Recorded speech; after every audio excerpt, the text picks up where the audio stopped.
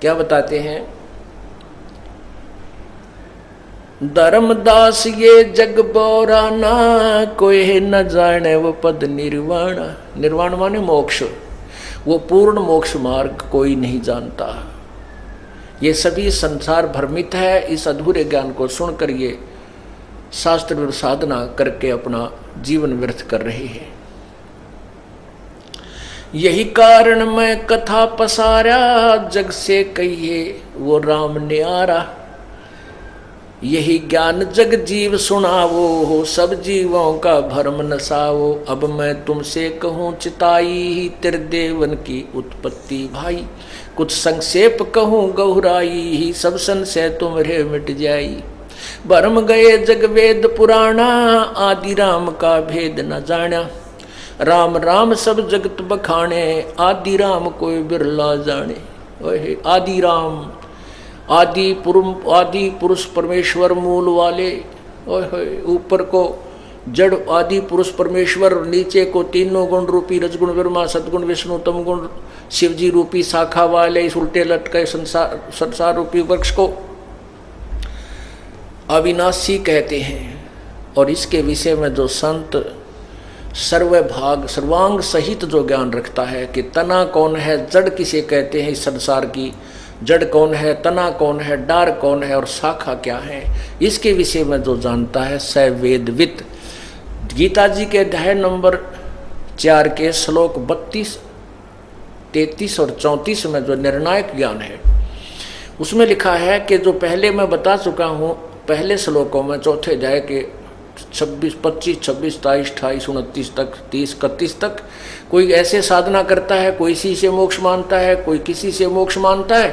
कहते हैं नहीं, जो परमात्मा के मुख्य ज्ञान में, उस तत्व ज्ञान में, पूर्ण परमात्मा ने स्वयं ही जो उच्चारण किया है उस तत्व ज्ञान में, उस पूर्ण परमात्मा सभी यज्ञों यानी भक्ति विधि के बारे में बहुत विस्तृत जानकारी दी है। उसको तू किसी तत्वदर्शी संतों के पास जाकर समझ, उनको प्रणाम कर, फिर उस तत्व ज्ञान के आधार पर तू भक्ति कर। तो उस तत्वदर्शी संत की पहचान 15वें अध्याय के प्रथम श्लोक में गीता जी में बताई है कि जो ऊपर को लटके हुए इस अविनाशी संसार रूपी वृक्ष को जो तत्व सही जानता है, उसकी सब शाखा सही जानता है, पूरे सर्वांग सही जानता, स वेदवित, वो वेद के तात्पर्य को जानने वाला सही है, अर्थात वो तत्वदर्शी संत है। उस तत्वदर्शी संत पूर्ण परमात्मा स्वयं आया था। जैसे ये ऋग्वेद मंडल नंबर 9 सुख 96 के मंत्र नंबर 16 से लेकर 20 तक निर्णायक ज्ञान दिया है कि वो पूर्ण परमात्मा स्वयं ही आता है और वो अपनी महिमा, अपने पूर्ण ज्ञान को, तत्व ज्ञान को लोकोक्तियों के माध्यम से, काव्यों के माध्यम से उच्चारण करके बोलता है, इसलिए उसको कवि की उपाधि दे दी जाती है। और वो तीसरे मुक्ति धाम में रहता है। एक धाम ब्रह्म का स्थान, दूसरा ये लोक पर ब्रह्म का, और तीसरा पूर्ण ब्रह्म सतपुरुष का जो सतलोक कहलाता, वो तीसरे परम धाम में, वहाँ पर तेजो में शरीर युक्त एक अर्श गुमट के अंदर विराजमान है। ये वेद प्रमाण देते हैं। और वही परमात्मा की महिमा से परिचित आदरणीय गरीबदास साहिब अपने कबीर भगवान के विषय में कहते हैं, अरस कुरस पर श्वेत गुमज है, जहाँ सतगुरु का डेरा। श्वेत गुमट दा छतर विराज है, देखत ना उस चेहरे नु। गरीबदास ये वक्त जात है, रोओगे इस पैरे नु। और वही वेद बता रहे हैं, वही परमात्मा स्वयं बता रहे हैं, और वही कबीर भगवान बता रहे हैं। तो क्या बताया? यही ज्ञान जग, हाँ, तो वो परमात्मा ने स्वयं आकर बताया है कि अक्षर पुरुष एक पेड़ है, निरंजन वाकी डार। तीनों देवा शाखा हैं, ये पातरूप संसार। अक्षर पुरुष एक पेड़ है और निरंजन वाकी डार। अब ये देखिएगा, ये पूरा एक पेड़ समझो, ये एक पेड़ है।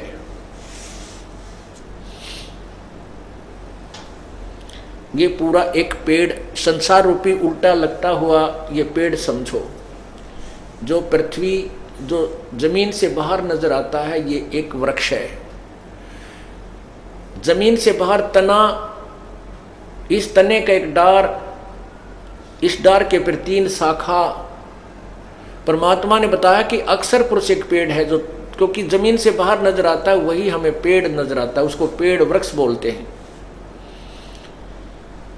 अक्षर पुरुष एक पेड़ है, निरंजन वा की डार, ये ब्रह्म ये एक डार है, और तीनों देवा शाखा है, रजगुण ब्रह्मा सतगुण विष्णु तम गुण शिव जी, ये शाखा है, और ये पात रूप संसार है।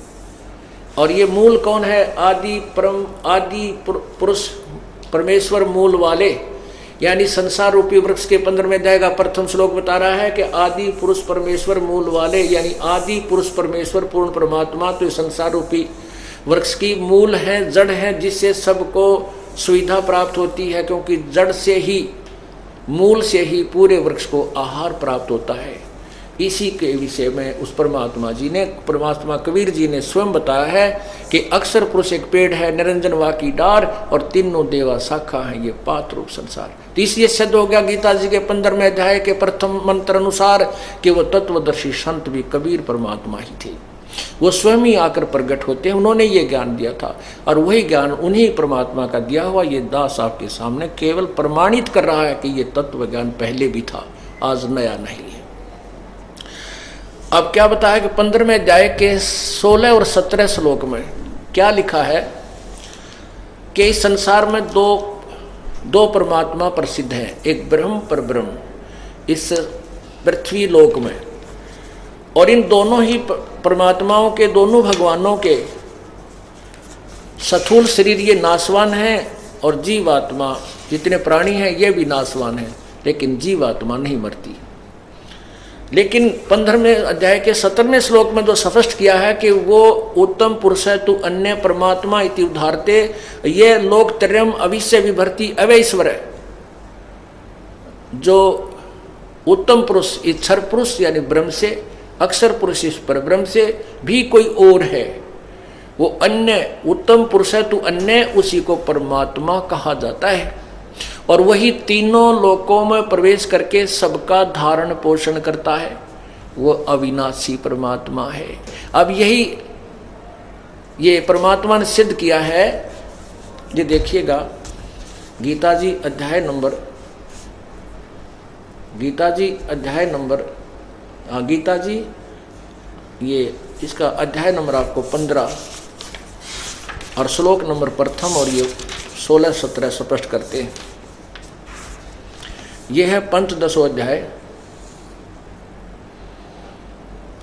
इसमें लिखा है कि ऊर्ध्व मूलम, ऊर्ध्व माने ऊपर को, मूलम अधः माने नीचे को, शाखम अश्वत्थम प्राहु अवम छंदासी यस्य प्रणानी, ये जो व्यक्ति तम माने इस ऊपर वर्णित उल्टे लटके हुए संसार रूपी वृक्ष को जानता है, वेद माने जानता है, यह तम वेद माने जिसका ज्ञान, वेद का अर्थ ज्ञान भी होता है, जानना भी होता है, जो उसको जानता है स वेदवित, ये पत्ते पर सब छंद यानी नारे नारे भागों सहित जानता है, सह वेदवित, सह माने वह, वेदवित माने वेद के तात्पर्य को जानने वाला, अर्थात वो तत्वदर्शी संत है। यहाँ देखिए उदाहरण इनके द्वारा अनुवाद है। आदि पुरुष परमेश्वर मूल वाले, अधः शाखम, इन्होंने ये यहाँ गलत अनुवाद किया, अधः माने नीचे लिखना चाहिए था, इन्हें ब्रह्मा रूप मुख्य शाखा वाले, नहीं यहाँ देखो इन्होंने खुद अधः माने, ये दूसरे श्लोक में अधः माने नीचे किया है, अधः माने नीचे। तो हम यहाँ इसको फिर पढ़ेंगे क्योंकि हम इतने अनजान नहीं रहे, हम देवनागरी लिपि को खूब समझते हैं, संस्कृत भी देवनागरी लिपि में है। अधः शाखम नीचे को शाखा वाले, स्पष्ट बनता है इसका, अधः माने नीचे को, अधः नीचे को शाखा वाले।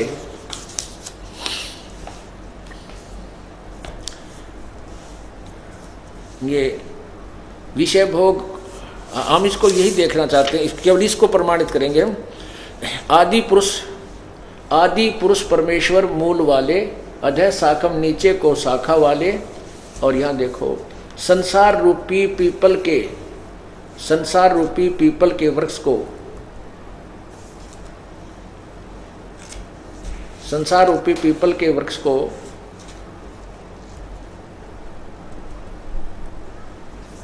संसार रूपी पीपल के वृक्ष को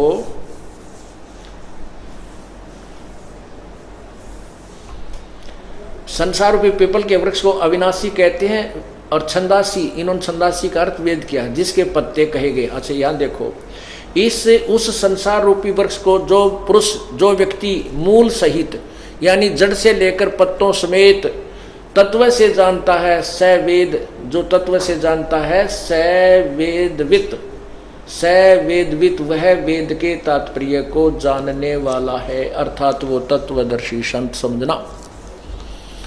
अब 15वां अध्याय का ही 16 और 17 श्लोक देखिएगा, ये देखना, ये अध्याय 15 है और इसमें पहले संस्कार देखिए। इसमें लिखा है कि दिवौ इमौ पुरुषव लोके छरते अक्षरे। इसका अर्थ करते हम, दिवौ माने दो, इमौ माने इस, लोके माने संसार में, मिट्टी वाले, इस पृथ्वी वाले संसार में दो पुरुषों माने भगवान है। कौन कौन? छर च अक्षर है, ये छर पुरुष और अक्षर पुरुष। छर पुरुष ये ज्योति निरंजन ब्रह्म है, अक्षर पुरुष ये पर ब्रह्म है। एवं च, और इसी प्रकार छर सर्वाणी भूतानि कुटुस्थ अक्षर उच्यते। इसी प्रकार इनके लोक में जितने भी प्राणी हैं ये नाशवान हैं, इनके शरीर भी और इन भगवानों के भी, और जीवात्मा अविनाशी कही गई है। इन्होंने क्या अनुवाद किया है, इस संसार में नाशवान और अविनाशी भी ये दो प्रकार के पुरुष हैं। पुरुष माने या प्रभु लिखना चाहिए, दो प्रकार के पुरुष हैं, दो प्रकार के भगवान हैं। पर पुरुष माने भगवान, प्रभु, परमात्मा, और संपूर्ण प्राणियों के शरीर नाशवान है और जीवात्मा अविनाशी कहा गया। अब इसका निष्कर्ष दिया है 15वें अध्याय के 17वें श्लोक में, जो इस तत्व ज्ञान के विषय में जो अक्सर उल्टे लटके हुए संसार रूपी वृक्ष का भी प्रमाण है। ये देखिएगा अध्याय नंबर 15 का और श्लोक नंबर नीचे आइए 17। इसमें स्पष्ट है, उत्तम पुरुष है तो अन्य परमात्मा इति उदाहरतः। उत्तम पुरुष तो कोई और ही है, पुरुषोत्तम तो यानी वास्तव में अविनाशी परमात्मा श्रेष्ठ भगवान तो कोई ऊपर वर्णित दोनों भगवानों से भी न्यारा है और है। जो 16वें श्लोक में कहा है 15वें अध्याय के में, दो भगवान है, क्षर पुरुष और अक्षर पुरुष यानी ब्रह्म और परब्रह्म, इनसे भी कोई और है उत्तम पुरुष, और उसी को परमात्मा इति उदाहरते, उसी को परमात्मा यानी भगवान कहा जाता है, वही भगवान कहलाता है। जैसे भगवान की परिभाषा आपको कल दिन के सत्संग में समझाई थी, उसी को ध्यान रखना। यह लिखा है कि उत्तम पुरुष है तो अन्य परमात्मा इति उदाहरते, जिसको भगवान कहा जाता है। यह लोकत्रयम् अविश्य विभर्ति अव्यय ईश्वर है। ये देखियो, उत्तम पुरुष तो अन्य ही है, यानी वो श्रेष्ठ परमात्मा, तो इनसे भी वह श्रेष्ठ परमात्मा जो वास्तव में पूर्ण परमात्मा अविनाशी है, वो इन दोनों से भी न्यारा है, ब्रह्म से भी और परब्रह्म से भी, क्षर पुरुष से और अक्षर पुरुष से। अन्य ही है जो तीनों लोकों में प्रवेश करके सबका धारण पोषण करता है, अविनाशी परमेश्वर परमात्मा इस प्रकार कहा गया है।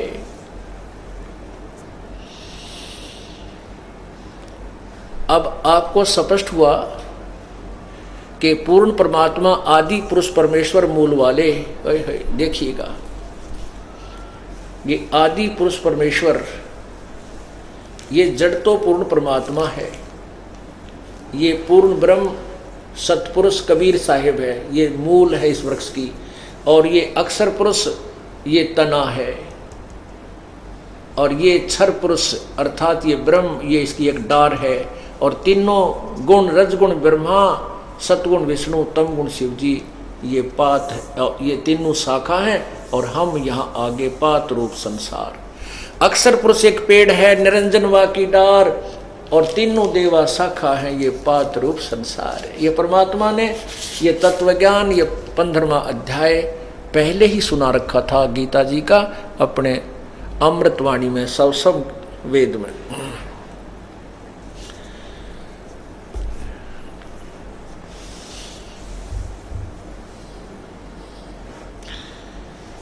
कुछ संक्षेप कहूँ दोहराई, सब संशय तुमरे मिट जाई। भरम गए जग वेद पुराणा, आदि राम का भेद न जाण्या। राम राम सब जगत बखाने, आदि राम कोई बिरला जाने। ज्ञानी सुने सो हृदय लगाई, मूर्ख सुने तो गम ना पाई। माँ अष्टंगी पिता निरंजन, ये जमदारुण वंशन अंजन। पहले कीन निरंजन राई, पीछे से माया उपजाई। परमात्मा ने अपनी महिमा अपने द्वारा की सृष्टि खुद ही बतानी पड़ी। कहते पहले ज्योति निरंजन की उत्पत्ति की अंडे से, पीछे से दुर्गा का शरीर परमात्मा ने अपनी सबद शक्ति से बनाया। पहले कीन ये ज्योत निरंजन राई, पीछे से दुर्गा उपजाई। माया रूप देख अति शोभा, देव निरंजन तन मन लोभा। परमात्मा ने सबसे पहले 16 पुत्रों की उत्पत्ति की थी शब्द से। ऊपर के 3 लोकों की शब्द से उत्पत्ति की। अलखलोक, आगमलोक, अलखलोक और सत्यलोक तीसरे नंबर का। अनामी अकैलोक में परमात्मा पूर्व ही विद्यमान थे और सत्यलोक में की उत्पत्ति के बाद उसमें 16 पुत्रों की उत्पत्ति की और एक शब्द से वहाँ के सभी द्वीप अलग अलग स्थान उन पुत्रों के लिए बनाए थे। तो परमात्मा ने, सतपुरुष ने, कबीर प्रभु ने अपने पुत्र अचिंत से कहा था, उन 16 पुत्रों में से एक का नाम अचिंत है, कि तू ये सृष्टि रच आगे की। अचिंत ने अपनी सबद शक्ति से इस अक्षर पुरुष परब्रह्म की उत्पत्ति की।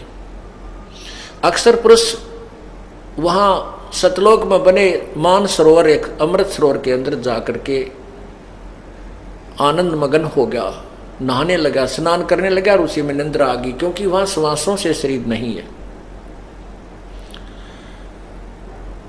बहुत समय तक बाहर नहीं आया। तब परमात्मा ने उसको जगाने के लिए, जल से बाहर निकालने के लिए उस अमृत तत्व उसको ही लेकर के, उस अमृत जल को लेकर के एक अंडा उत्पन्न किया। उस अंडे में एक आत्मा प्रवेश की। वो गड़गड़ गड़गड़ करता हुआ नीचे गया, जिससे उस अक्षर पुरुष यानी परब्रह्म की आंखें निंद्रा भंग हुई। उसने देखा कि मेरी निंद्रा किसने भंग कर दी।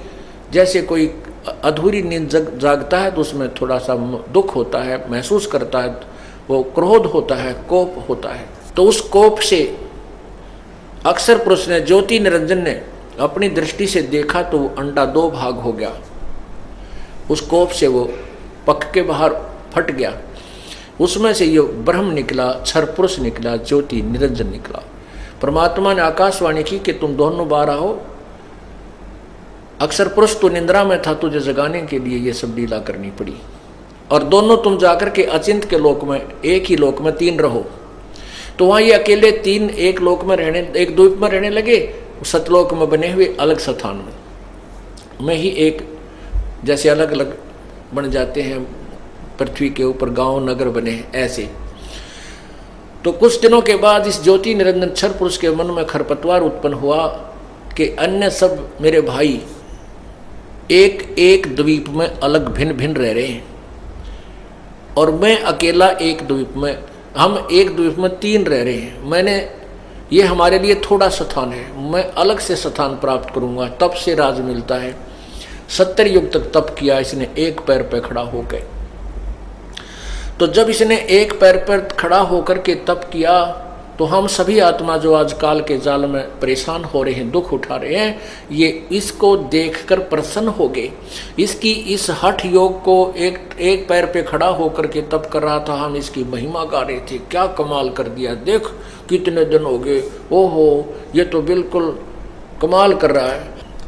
हम परमात्मा की महिमा छोड़ के, जो हमें सब सुख दे रहा था, हमारा वहाँ अमर शरीर था, कोई मृत्यु नहीं, कोई कष्ट नहीं, कोई दुख नहीं था, उस अपने परमपिता कबीर भगवान से हृदय हटा करके इस ज्योति स्वरूप निरंजन के अंदर हमने अपनी आस्था जमा ली। इस बात को अंतर्यामी परमात्मा जानते थे। कबीर जी साहब ने, कबीर परमेश्वर ने, पूर्ण ब्रह्म ने, परम अक्षर ब्रह्म ने, उस अन्य उत्तम पुरुष ने आकाशवाणी की कि बच्चों तुम मत देखो इस नादान की नादानी को, ये तुम मत देखो, इसकी तरफ ध्यान मत, तो तुम मस्त रहो और परमात्मा के गुणगान करते रहो, मेरे गुणगान करते रहो। अब हम ऊपर से तो सावधान हो गए ऐसे, लेकिन हृदय से इसकी चाह नहीं गई ज्योति निरंजन ब्रह्म की, हम इसको चाहते रहे। और यही बीमारी आज हमारे है। यहाँ पर आज जैसे ये हीरो और हीरोइन ये केवल नकली काम करें, सारे नकली, यानी अपने पेट भरने के रोजगार के लिए ये चटकम मटकम लटकम भटकम करते हैं और नाना प्रकार के बढ़िया बढ़िया ड्रेस बना के पहनते हैं, अच्छी कटिंग करा लेते हैं। इन्हें कौन सा रोटा लेना है, इन्हें कौन सा खेत में काम और मजदूरी करने, इनका तो ड्रामा यही है पैसे इकट्ठे करने का। तो उसको हम मजदूर तक भी उनके उस लीलाओं को, अदाओं को देख कर आहा प्रभावित होते हैं और इतने आसक्त हो जाते हैं। जैसे नौजवान बच्चे, कॉलेज में पढ़ने वाले बेटे और बेटियां, यदि कोई हीरो या हीरोइन पता लग जाए कि हिसार में आया हुआ है, देखो इन बच्चों की वहाँ जाकर भीड़, लेना एक न देने दो, सारा दिन भूखे प्यासे धूलम धूल, और नो को वो खुड़ा, अरे इनको कुछ मिलना नहीं, और वो वहाँ से भी 20-30 लाख रुपए लेकर जाएगा, ये बर्बाद करके आएंगे। तो ऐसे ही हम इस ज्योति निरंजन के ऊपर आसक्त हो गए और ये इससे कुछ मिलना नहीं, ना इससे हमने कुछ संबंध था, लेकिन वो बीमारी ला ली और वही आज तक हमारे अंदर विद्यमान है। तो इस प्रकार हम अंदर से अंदर इसको चाहने लगे। परमात्मा ने बहुत बार संकेत किया, आकाशवाणी की, हम नहीं माने, अंदर से इसको चाहते रहे, ऊपर से बुगले भगत बने रहे। परमात्मा जान गया। तीसरी बार जब इसने तप किया, 64 युग तप किया, तब इसने मांगा कि मेरे को जीवात्मा दे दो। इन लोकों में प्रथम जो 70 युग तप किया तो उसके बदले में 21 ब्रह्मांड दे दिए, और दूसरे बार तप किया तो इसको 5 तत्व दे दिए और 3 गुण दिए। और तीसरी बार तप किया तो इससे पूछा तू क्या चाहता है, तो इसने कहा मुझे कुछ आत्मा दे दो, मेरा अकेले का दिल इन 21 ब्रह्मांडों में नहीं लग रहा। तब परमात्मा पूर्ण ब्रह्म, परम अक्षर ब्रह्म सतपुरुष कबीर जी ने कहा कि भी ये मेरी आत्मा है, मेरे शरीर से उत्पन्न हुई। क्योंकि परमात्मा ने पहले 16 पुत्रों की उत्पत्ति की, फिर ज्योति निरंजन और ये परब्रह्म जब उत्पन्न हो गए, उसके बाद हम सब आत्माएं जो यहाँ फंसी हैं, वहाँ सतलोक में कबीर परमेश्वर ने अपने वचन से, अपने शरीर से हमारी बाहर उत्पत्ति की। हम वहाँ ठाठ से रहने लगे। हमारा शरीर तेजो में एक नूर का बना हुआ था, मनुष्य सदृश शरीर था। तो हम सभी इसकी तरफ देखने लगे। तो परमात्मा ने कहा भी ये मेरी आत्मा है, मेरे बच्चे हैं, इनको मैं किसी कीमत पर, किसी तप जप के कारण के प्रतिफल में नहीं दे सकता। हाँ, यदि ये सब इच्छा से कोई तेरे साथ जाना चाहते हैं तो मैं तुझे दे दूंगा, तब इनको आज्ञा दे दूंगा, जा सकते हैं। ज्योति निरंजन हमारे पास आया। हम तो पहले इसके ऊपर आसक्त थे, चारों तरफ इसको घूम गए, झूम गए। इसने कहा कि मैंने पिताजी से अलग स्थान लिए 21 ब्रह्मांड, तुम मेरे साथ चलोगे? हम तो तैयार थे। हमने कहा, आप जी ने, सभी ने कहा कि हम तैयार हैं, यदि पिताजी आज्ञा देंगे तो हम चल पड़ेंगे। तब ज्योति निरंजन ने जाके सतपुरुष से बताया कि प्रभु, पिताजी कुछ आत्माएं मेरे साथ चलने को तैयार हैं। प्रभु ने आकर, पूर्ण परमात्मा ने कहा कि मेरे सामने सहमति व्यक्त कराइए। परमात्मा पूर्ण ब्रह्म ने कहा ज्योति निरंजन से कि मेरे सामने कहा, इनसे स्वीकृति कराइए। परमात्मा ने आकर पूछा भी कौन है जो इस ज्योति निरंजन के साथ इसके लोकों में जाना चाहता है, कृपा हाथ खड़ा करके सहमति दीजिए। तो उस समय कोई नहीं चसका, क्योंकि अपने पिता के सामने सबको एक शर्म आई, बहुत दुखी हो गए और नहीं बोल पाए। अगर पिताजी के सामने कैसे कहें। काफी देर तक सन्नाटा छाया रहा। तब परमात्मा ने दोबारा पूछा कि भाई कौन है इसके साथ जाना चाहता है? कि ज्योति निरंजन, ये तो कोई भी नहीं तेरे साथ जाना चाहते। तब एक आत्मा जिसने सोचा कि कदे पिताजी हमें आज्ञा ना दे, उसके एकदम लोर सी उठी, खड़े हो गई। खड़ा होकर कहा कि मैं इस ज्योति निरंजन के साथ जाना चाहता हूं। अब हमने जो शेष बैठे थे वहां, हमने सोचा कहीं ये अकेली ही वहां पर सारी लूट ना लूट ले, हम रह जावा। तो जो ही उसने हिम्मत की, एक ने सबसे पहले तो देखा हम सभी ने ऐसे दोनों हाथ खड़े कर दिए, मैं भी, हम भी। कुछ क्षेत्र में जो ये आत्माएं थी उन सभी ने ऐसे स्वीकृति दे दी। तो प्रभु ने कहा भी ठीक है ज्योति निरंजन, जिसने भी तेरी स्वीकृति दी है तेरे साथ जाने की, ये मेरे कंप्यूटर में इनका रिकॉर्ड आ गया है, इनको मैं अपने हिसाब से भेजूंगा, इनको मैं तू जाइए अपने हिसाब से तेरे पास भेज दूंगा। तो उस परमात्मा ने, पूर्ण परमात्मा ने सबसे पहले जिस आत्मा ने ज्योति निरंजन के साथ जाने की सहमति व्यक्त की थी, उसकी स्त्री बनाई, लड़की के आकार बनाए, लेकिन प्रजनन इंद्री नहीं लगाई प्रभु ने, क्योंकि वह ज्योति निरंजन की और कृत घनता देखना चाहते थे।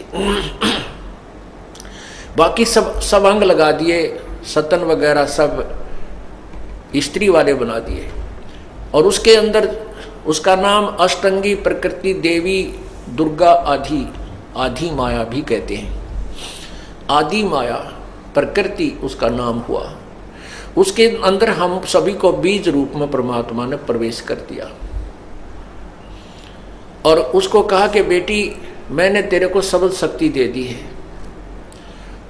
और तेरे अंदर सभी आत्माएं प्रवेश कर दी है। तू अपने वचन से जितने भी जीव चाहेगी उतने ही स्त्री और पुरुष उत्पन्न कर सकती है।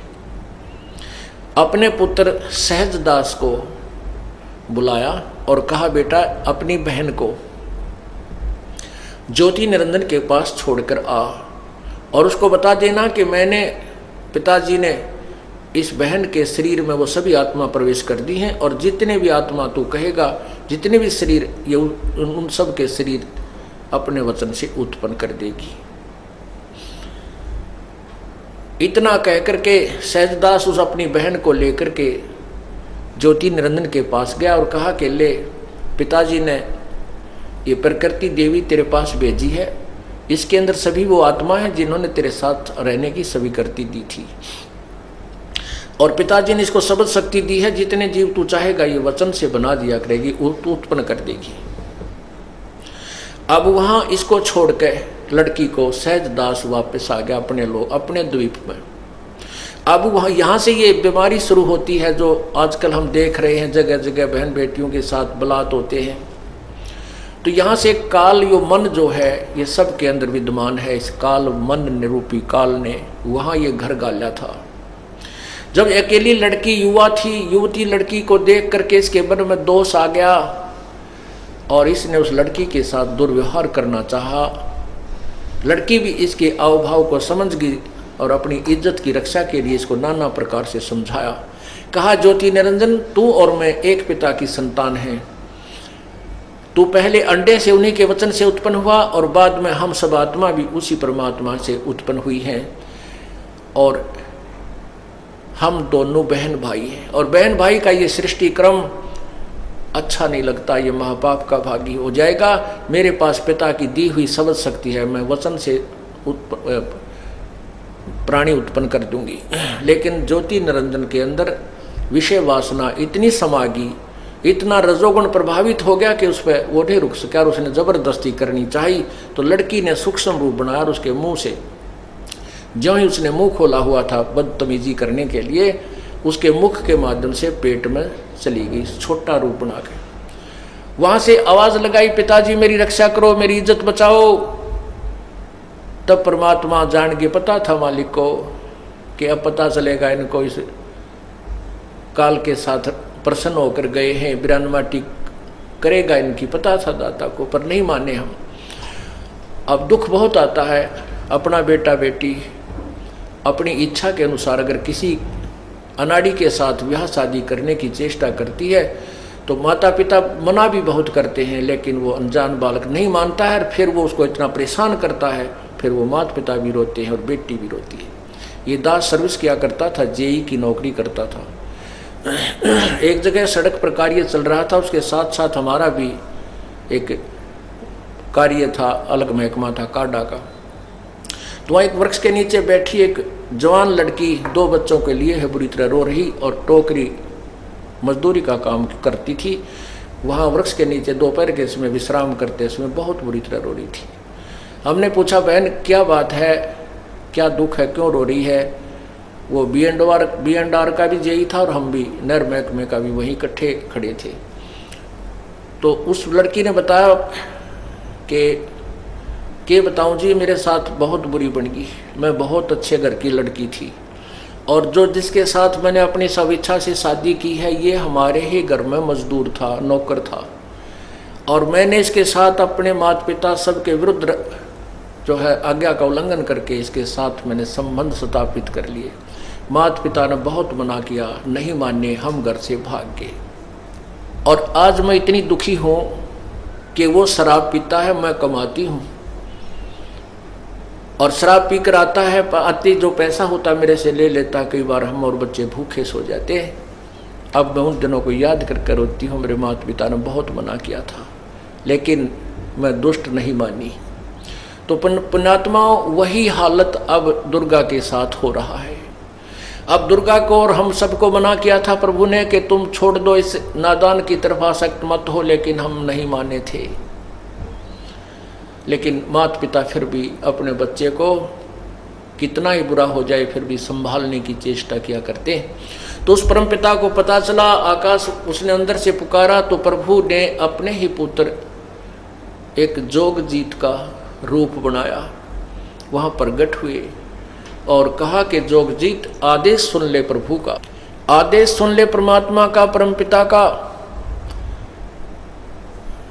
सबसे पहले उसने जाकर के लड़की को उसके पेट से बाहर निकाला। जैसे अभी आपने शिव पुराण में देख पढ़ा था, ब्रह्मा जी ने अधूरा से अधूरा ज्ञान बताया है कि उस सदा शिव ने, ज्योति निरंजन ने, ब्रह्म ने अपने अंदर से, अपने शरीर से, अपने विग्रह से एक स्त्री की उत्पत्ति की, जो त्रिदेव जननी प्रकृति दुर्गा अष्टंगी कहलाई। ये कैसे उत्पत्ति हुई, ये यथार्थ ज्ञान है, ये तत्व ज्ञान है जो आपको समझाया जा रहा है।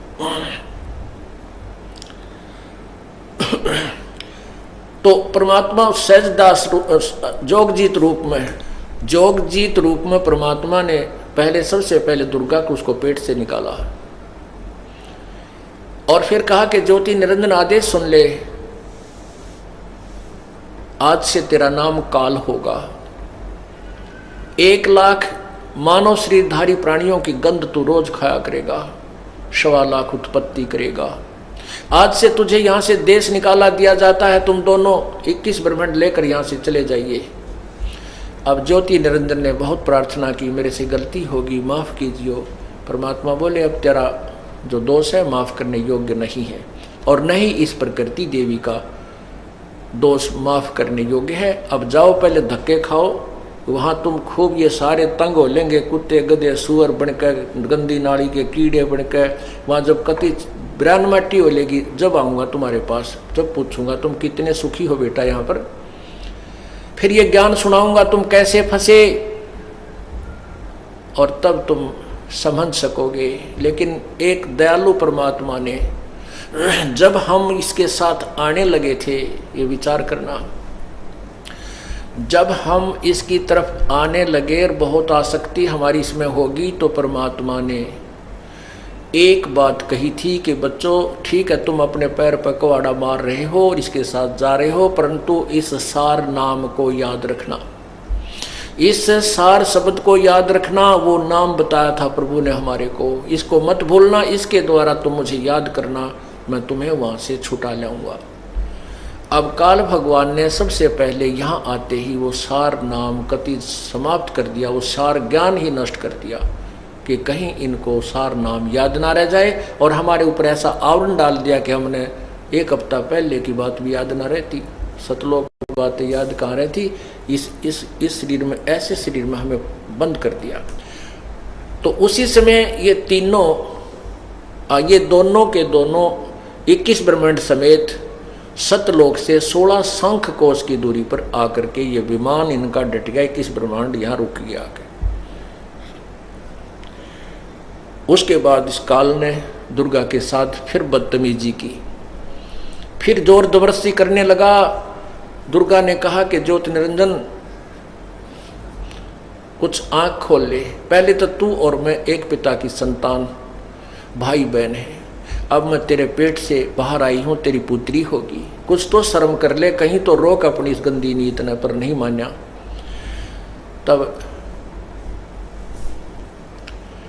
तब ज्योति निरंजन ने दुर्गा को के वो प्रजनन इंद्री बनाई, स्त्री योनि अपने नाखून से बनाई, शब्द शक्ति से, अपने शक्ति से बनाई और जबरदस्ती शादी करके 3 पुत्रों की उत्पत्ति की। सतलोक इसने अपने ब्रह्मलोक में ऊपर सर्वोपरि स्थान पर 3 स्थान बना रखे न्यारे न्यारे, एक रजोगुण युक्त, एक तमोगुण युक्त, एक सतोगुण युक्त। जैसे एक मकान में 3 कमरे हों, एक कमरे में साधु संत महात्माओं के चित्र लगे हों, उसमें जाते ही मन अपने आप एक सतोगुण भाव में आ जाता है। एक कमरे में शहीदों और शूरवीरों के फोटो लगे हों, देशभक्तों के फोटो लगे हों, तो अपने आप मन में जो है ना एक शूरवीरता वाला गुण अपने आप उत्पन्न होने लग जाता है।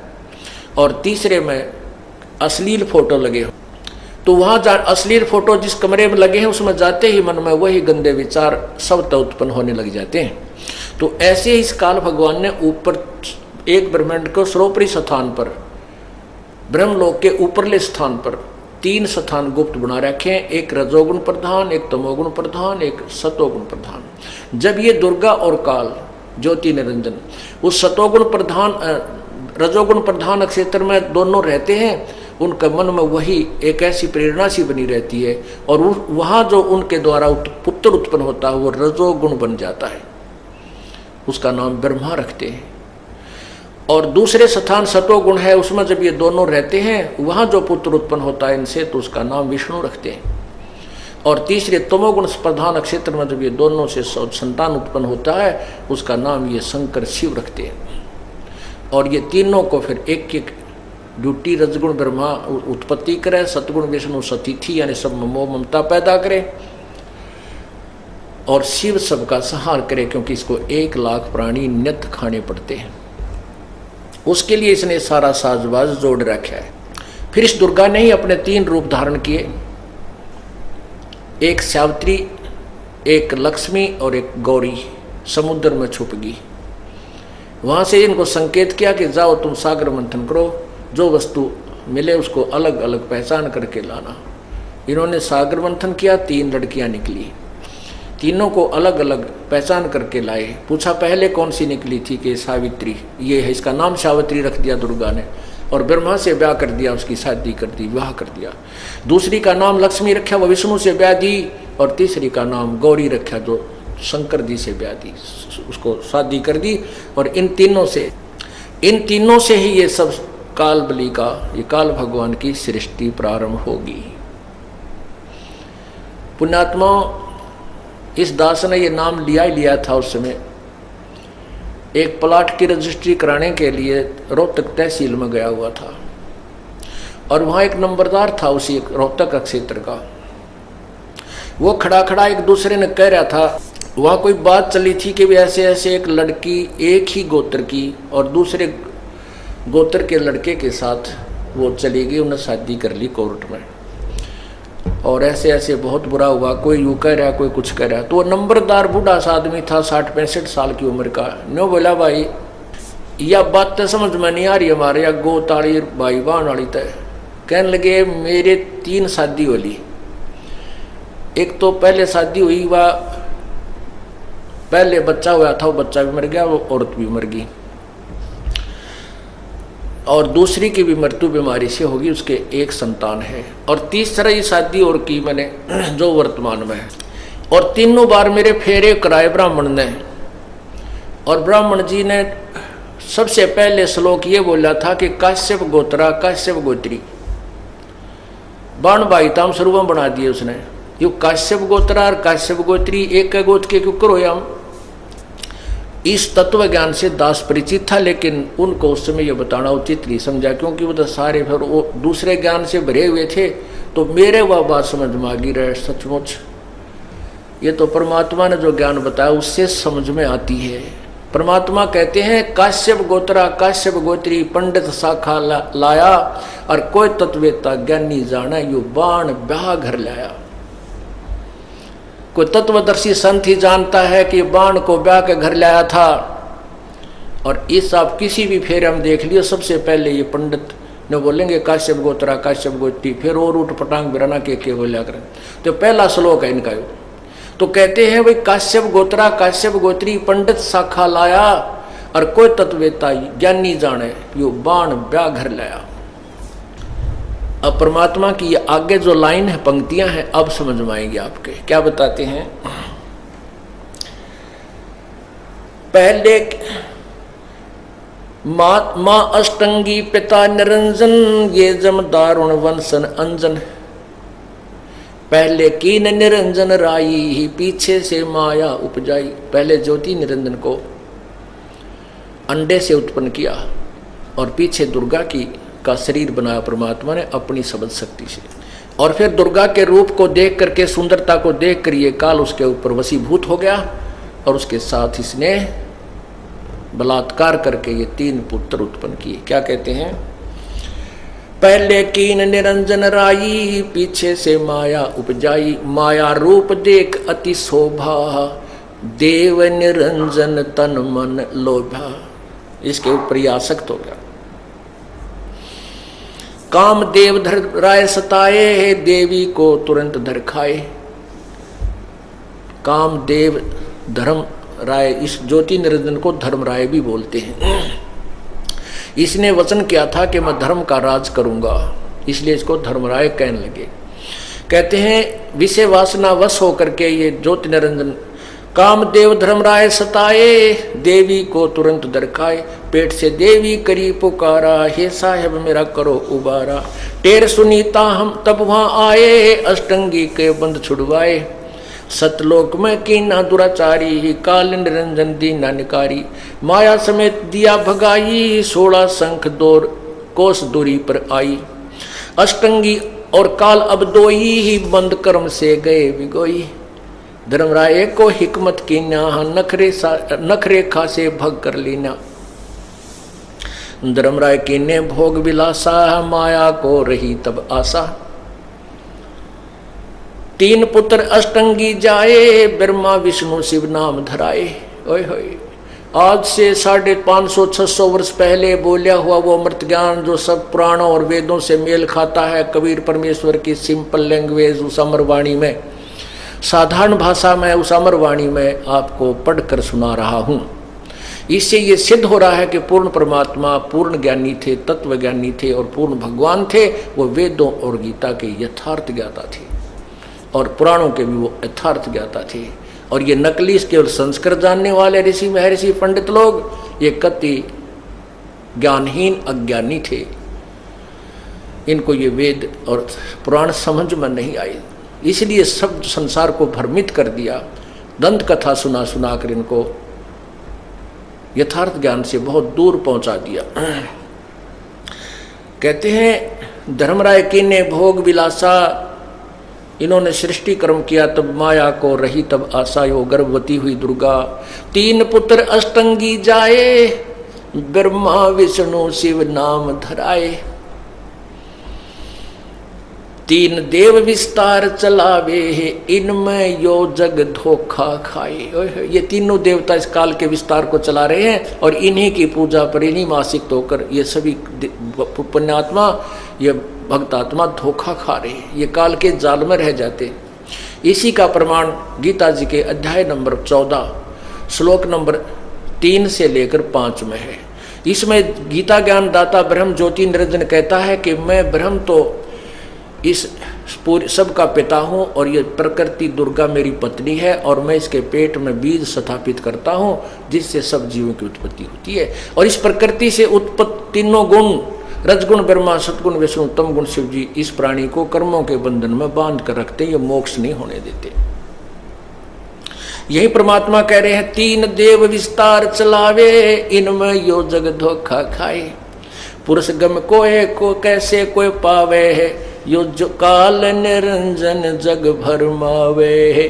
पर उन परमात्मा की महिमा को कौन जान सकता है, कैसे समझें, क्योंकि यो काल भगवान सबको भ्रमित कर रहा है। तीन लोक अपने सुत दीना, सुन निरंजन बासा कीना।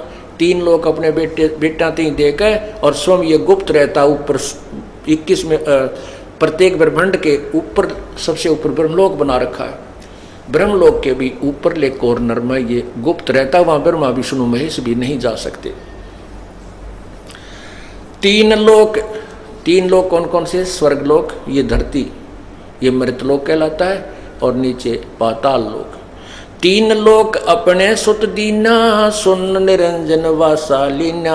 अलख निरंजन सुन ठेकाना, ब्रह्मा विष्णु शिव भेद न जान्या। ओए होए, जब आपने देवी भागवत में देखा, सुना, पढ़ा कि ब्रह्मा विष्णु महेश को बैठा करके विमान में दुर्गा ने ऊपर भेज दिया, वहां पर एक ब्रह्मा और देखा, एक विष्णु और देखा, एक शिव और देखा।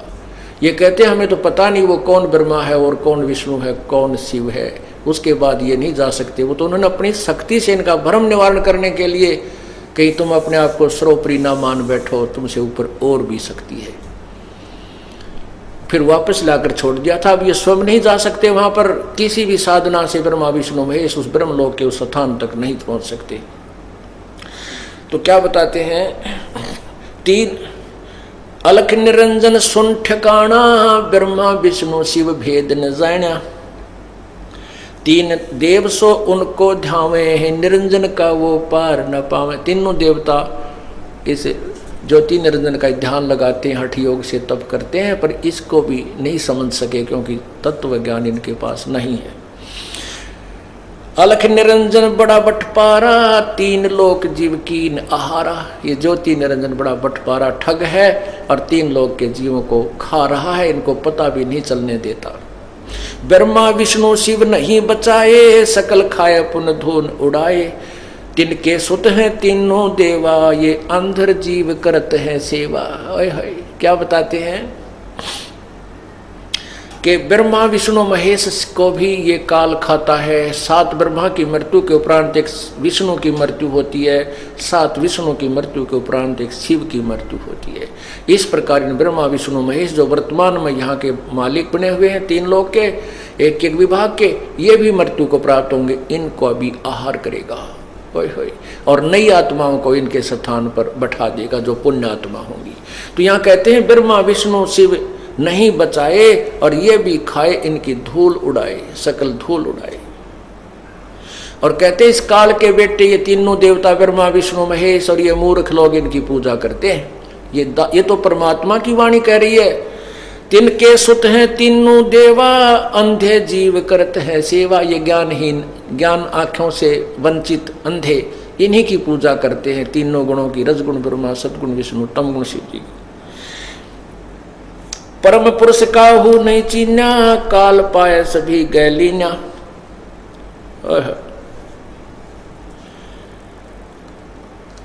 काल ब्रह्म सकल जग जाने हैं, आदि ब्रह्म को ना पहचाने। 3 देव और अवतारा, ताको भजे सकल संसारा। 3 गुणों का ये विस्तारा, धर्मदास मैं कहूँ पुकारा। गुण तीनों की भक्ति में ये भूल पड़ो संसार, कह कबीर निज नाम बिना भई कैसे उतरो पार। तीनों गुण की भक्ति में, रजगुण ब्रह्मा, सदगुण विष्णु, तमगुण शिव जी की साधना में ये भोली आत्माएं, ये अंधी आत्माएं, ज्ञानहीन आत्माएं इन्हीं की पूजा करती है ये मूर्ख। अब ये तो परमात्मा कबीर साहिब के 100वें वेद में आपने पढ़ा। अब आपको दिखाता हूँ गीता जी में, क्योंकि ये हम सीडी बना रहे हैं साथ के साथ, और ये सीडी आप तक पहुंचेंगी और पुण्यात्मा बहुत सी देखेंगी, आप भी दिखाओगे तो वो एकदम नो कहेंगे भाई कबीर साहब तो ब्रह्मा विष्णु महेश के पुजारियों को मूर्ख कह रहा है, ये कोई अच्छी बात नहीं इनकी। और जब वो देखेंगे इस पवित्र गीता में कि गीता ज्ञान दाता ने भी यही कहा है कि तीनों गुणों, रजगुण ब्रह्मा, सदगुण विष्णु, त्रिगुण शिव, तमगुण शिव जी रूपी त्रिगुणमयी माया के द्वारा जिनका ज्ञान हरा जा चुका है। गीता जी के अध्याय नंबर 7 के मंत्र 15 में 12 से लेकर 15 में क्लियर लिखा है। जिनका ज्ञान हरा जा चुका है त्रिगुणमयी माया के द्वारा, जो इन्हीं की पूजा पारूढ़ है, इनसे आगे किसी को नहीं मानते, वो राक्षस स्वभाव को धारण किए हुए मनुष्यों में नीच दुष्कर्म करने वाले मूर्ख, ये गीता ज्ञानदाता कहता है कि मेरी भी भक्ति ना करते। कबीर परमात्मा ने 600 साल पहले बोला था और गीता जी में 5500 वर्ष पहले लिखा हुआ है। आज ये आपके समक्ष दास केवल आपको ये लालटेन दिखा रहा है कि कहीं इस कबीर साहब की वाणी को मैं अकेला भर के सीडी में दे दूं, सुनने वाला आपके साथ भी लड़े, मन ने भी 20 गाड़ दे की तरह से मिल जाऊं तो दे डलियां ठोकर। तो इसलिए क्योंकि ये दीपक दिखाना जरूरी है, लालटेन दिखानी आवश्यक है कि कहीं आप और हमारे से कोई टक्कर ना मार दे। अपने को वैसे सदग्रंथ पवित्र हैं, इनकी हमें आवश्यकता नहीं थी, क्योंकि हमारे पास इनसे भी ऊपर और इन सहित ज्ञान हमारे पास कबीर साहब की वाणी में विद्यमान था। लेकिन जनसाधारण को समझाने के लिए जो इन पर आश्रित हैं उनको इन्हीं में दिखाना पड़ता है। जैसे अब देखो, एक अंधा लालटेन लिए जा रहा था रात्रि में, आगे से बच्चे आवे थे उछल कूद करते हुए, तो उस अंधे सूरदास ने कहा बेटा देखना, मुझे टक्कर ना मार देना, मुझे दिखाई नहीं दे रहा है। वो बच्चे कहने लगे कि बाबा फिर तो लालटेन किस लिए लिए है, तुझे दिखाई नहीं देता? कि तुम आँख वालों के लिए कहीं मेरे में टक्कर ना मार दो, तुम्हें दिखा रहा हूँ कि मैं आ रहा हूँ, कदे मेरे में टक्कर मारो बुढ़े आदमी ने घेर दो कि तो ये दास जो सदग्रंथ आपको दिखा रहा है तो लालटेन दिखा रहा हूँ, कहीं मेरा सिर ना फोड़ दो तुम कि तू कैसे कह रहा है ब्रह्मा विष्णु महेश के पुजारी मूर्ख हैं। मैंने तो एक बार कहा है, परमात्मा ने तो एक बार कहा है। और गीता जी के अध्याय नंबर 7 मंत्र 12 और 15 में 4 बार कहा है इकट्ठा ही। अब पढ़ के सुनाता हूं आपको।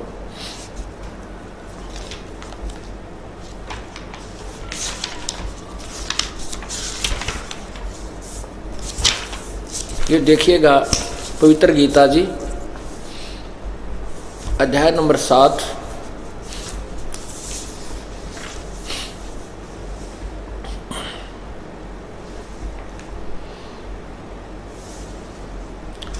और यहाँ श्लोक नंबर 12। और भी जो सतगुण से उत्पन्न होने वाले भाव हैं और जो रजगुण से तथा तमगुण से उत्पन्न होने वाले भाव हैं, उन सब को मुझसे ही होने वाले ऐसा जान, परंतु वास्तव में उनमें मैं और वे मुझ में नहीं हैं। अब देखना पुण्यात्माओं, एक सदग्रंथ को समझने के लिए कितना कहाँ से हमने ज्ञान समझना होगा। अब ये 10 मिनट का सत्संग आपका निर्णायक दौर में पहुंच रहा है, इसको प्रेम पूर्वक सुनना। अब गीता जी में लिखा है कि तीनों गुणों से जो भी हो रहा, रजगुण ब्रह्मा से, सतगुण विष्णु से, तमगुण शिव जी से, उसको मुझसे होने वाले जान, क्योंकि रजगुण ब्रह्मा से उत्पत्ति और सतगुण विष्णु से सती थी और शिव जी से जो संहार, ये काल द्वारा ही इनको इनके अंदर ये गुण भर दिया, ये गुण इस गुण युक्त कर दिए, इनसे ये तीनों सतीथि हो रही है। कहते हैं मैं इनमें नहीं हूँ, मैं इनसे न्यारा रहता हूँ ऊपर के लोक में। और यही पवित्र शिव पुराण आपको स्पष्ट कर रही है कि ये 3 भगवान लिखे हैं, ब्रह्मा विष्णु और शिव, और इन तीनों देवताओं में गुण हैं। ये देखिएगा, यही है शिव महापुराण, शिव पुराण, और इसके रुद्र संहिता, ये रुद्र संहिता अध्याय नंबर 9, ये 9 यहाँ पर है, इसे ऊपर इस 9 में ये नीचे समाप्त हुआ है, वहां लिखा है। इसमें लिखा है, ये ऊपर व्यवस्था दी है कि सतगुण और बाहर से तमगुण धारण करते हैं तथा त्रिभुवन की सृष्टि करने वाले ब्रह्मा जी बाहर और भीतर से रजोगुण है। इस प्रकार ब्रह्मा विष्णु और रुद्र ये शिव, इन तीनों देवताओं में गुण है, परंतु शिव गुणातीत माने गए हैं। और देवी, अब इन तीनों गुणों के ऊपर बात उलझ जाती है। ये अनाड़ी लोग कहते हैं नहीं वो गुण तो कुछ और होते, ब्रह्मा विष्णु महेश के बारे में नहीं कहा। यही प्रमाणित करना पड़ेगा, तब ये बात आगे चलेगी। ये देखिएगा देवी भागवत सटीक श्रीमद् देवी भागवत और अथ देवी भागवतम सभाष्टिकम सहमातम, ये प्रकाशक हैं खेमराज श्री कृष्ण दास प्रकाशन मुंबई 4। और इसमें तीसरे सकंद में आप पढ़िए, ये देखिएगा अथ श्रीमद् भागवते भाषा टीका युक्ते तृतीय सकंद प्रारंभते। और यहाँ देखिए इसमें अब शंकर भगवान कह रहे हैं हे माता, यदि आप हमारे ऊपर सदा दया युक्त हो तो हमको तमोगुण किस प्रकार प्रदान किया है। ब्रह्मा रजोगुण और हरि सतोगुण है। ये संस्कृत भी देख ली क्योंकि इसमें एक और प्रमाण संस्कृत साथ है। यदि यही 7वां श्लोक समाप्त होता 8वां प्रारंभ होता है। यदि दया धर्मना न सदाम्बिके कथम अहम विहित च तमोगुण, मुझे तमोगुण क्यों बनाया और कमल से उत्पन्न होने वाले ब्रह्मा को रजोगुण संभव क्यों रजोगुण बना दिया। सुहित किमु सतोगुण हरि, और विष्णु को तुमने हरि को किस प्रकार सतोगुण बनाया। इससे सिद्ध हो गया कि रजगुण ब्रह्मा है, सतगुण विष्णु है, तमगुण शिव जी है। अब गीता जी को समझो, 7वें अध्याय को एकदम नेत्र बन जाएंगे जैसे आई हॉस्पिटल में बनते हैं। ज्ञान रूपी नेत्र इस सतलोक आश्रम में बनाए जाते हैं। ये देखिएगा गीता जी अध्याय नंबर 7।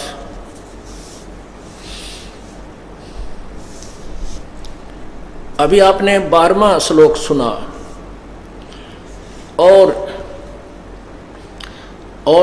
भी जो सतोगुण से उत्पन्न होने वाले भाव हैं और जो रजोगुण से तथा तमोगुण से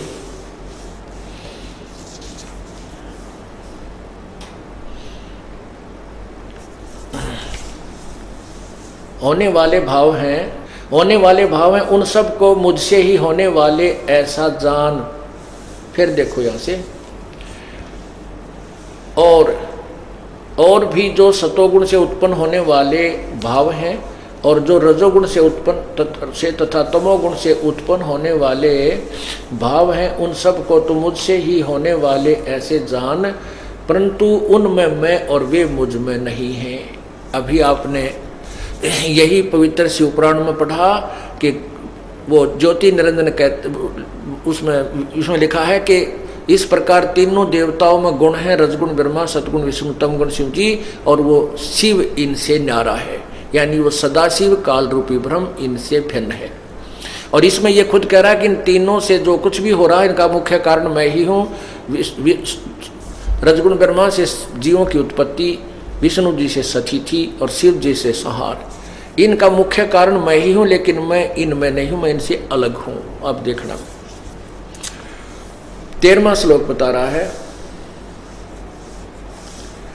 गुणों के कार्य रूप सात्विक राजस तामस इन तीनों प्रकार के भावों से ये सारा संसार समुदाय मोहित हो रहा है। इन तीनों गुणों तीनों देवताओं से परे मुझ अविनाशी को नहीं जानता। गीता ज्ञान कह रहा है कि इन ब्रह्मा विष्णु महेश से ऊपर मुझे भी ना जानते। ये इन तीनों गुणों की पूजा में ही लीन रहते हैं, इन्हीं से मिलने वाली राहत पर ये आश्रित है। ये देखना 14वें में कहा कि क्योंकि यह अलौकिक अद्भुत त्रिगुणमयी मेरी माया होय है, तीनों गुण रूपी माया, रजगुण ब्रह्मा सदगुण विष्णु रूपी जो जाल है, इन्होंने जो ये फैला रखा है मेरे द्वारा, मैंने इनके द्वारा जो फैलाया है, तो ये कहता है ये इस त्रिगुणमयी माया बड़ी खतरनाक है। ये इनकी इतनी बुद्धि इन्हीं में आसक्त होगी क्योंकि ये महाब्रह्मा महाविष्णु शिव रूप में ये प्रकट होता है। इसने कसम खा रखी है दुर्गा के सामने कि मैं अपने यथार्थ रूप में किसी के सामने प्रकट नहीं होऊंगा। तो ये किसी का भी कार्य सिद्ध करने के लिए प्रकट होता है तो विष्णु या ब्रह्मा या शिव रूप में, तो ये भोली आत्मा समझते हैं कि मेरे इष्ट ने आकर के मेरा काम कर दिया। तो ये अब ये फंसा हुआ है। ये कहता है कि ये मूर्ख लोग मुझे भी ना समझते, ये इन तीनों गुणों तक ही सीमित रह गए। क्योंकि यह क्योंकि यह अलौकिक अर्थात अद्भुत, अति अद्भुत त्रिगुणमयी मेरी माया बड़ी दुस्तर यानी खतरनाक है, परंतु जो मुझको ही निरंतर भजते हैं इस माया का उल्लंघन कर जाते हैं। इस त्रिगुणमयी माया का यहाँ जिक्र है 15वें श्लोक में। कहते हैं इस माया के द्वारा, ओए है ब्रह्मा विष्णु महेश त्रिगुण रूपी माया के द्वारा जिनका ज्ञान हरा जा चुका है, जो इनसे आगे किसी की भक्ति करना नहीं चाहते, उनके विषय में संकेत ये ज्ञान दिया जा रहा है गीता जी अध्याय नंबर 7 के श्लोक 15 में। इस माया के द्वारा जिनका ज्ञान हरा जा चुका है, असुर स्वभाव को धारण किए हुए मनुष्यों में नीचे दूषित कर्म करने वाले मूढ़ लोग, मूर्ख लोग मुझको नहीं भजते। पुण्यात्माओं, ये लालटेन दिखाई आपको इस अंधे ने, क्योंकि मुझे कहते हैं संस्कृत नहीं आती इसको, तो कोई बात नहीं, अंधे ने ना दिखता पर आप तो देख सकते हो टीवी के माध्यम से, आप तो आंखों वाले हो, आपको तो संस्कृत भी जानते हो। आप देखिए और समझिए इस तत्व ज्ञान को और छोड़ दो इस मान बढ़ाई को, कल्याण करवा लो उस पूर्ण परमात्मा की शरण में आके। बोलो सतगुरुदेव की जय।